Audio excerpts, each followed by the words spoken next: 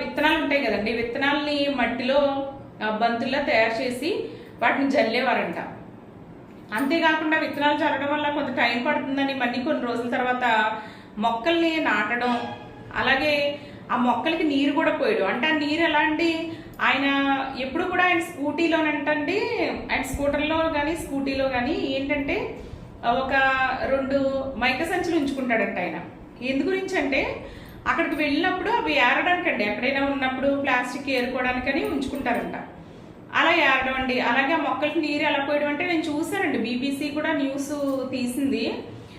అది ఆయన ఏంటంటే గుంతలు అవి ఉంటాయి కదండి, వాటరు అక్కడ ఉండిపోయినవి ఉంటాయి కదా, వాటిల్లోంచి వాటర్ తెచ్చుకుని మొక్కలకి నీళ్ళు పోయడం అండి, మొక్కలు నాటడం. అంటే ఇవన్నీ కూడా ఎవరు ఆయనకి ఇలా చేయమని చెప్పలేదు, కానీ ఆయనకి ప్రకృతి మీద ఉన్న ప్రేమ అండి. అంటే ప్రకృతి పట్ల ఆయనకి ప్రకృతి ఎంత విలువైందో అంత, అది మరి ఆయనకి ఎలా వచ్చిందో నిజంగా భలే ఆశ్చర్యంగా అనిపించిందండి నాకు. ఆ వయసు నుంచి కూడా అలా వెళ్ళడం. అంటే వాళ్ళు అక్కడికి ఎక్కువగా అడవులకి వెళ్ళేవారంట. మరి వాళ్ళ పేరెంట్స్ వాళ్ళతో వెళ్ళేవారు ఏంటో తెలియదు, కానీ అడవులకి అంటే ఇలాంటి వాళ్ళని ఇంటర్వ్యూ చేయాలండి నిజంగా చెప్పాలంటే. ఇంటర్వ్యూ చేస్తే మనకి కూడా తెలుస్తుంది. అలా వెళ్ళేవారంట.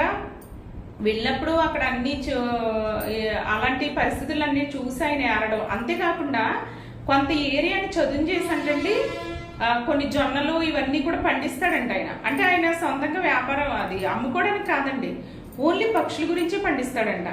ఆ అడవి పక్షులందరూ తినాలని పండిస్తారంటండి. అలాగే ఆయన ఏం చెప్తున్నారంటే ఆ సందేశం అండి ఆయన ఇచ్చేది మనకి సూక్ష్మ రూపంలో చూస్తే, సూక్ష్మ కోణంలో చూస్తే ప్రకృతి నుంచి నేర్చుకునేది చాలా ఉందండి.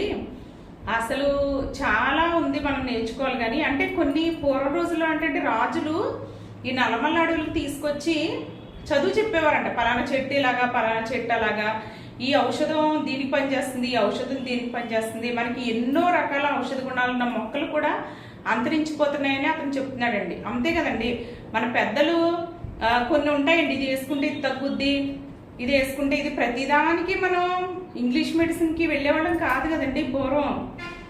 అలాగా అంటే వాళ్ళు తెలిసింది, వాళ్ళ చుట్టుపక్కల ఉన్న ఔషధ గుణాలని వాడి వాళ్ళు తగ్గించుకునేవారు అనమాట.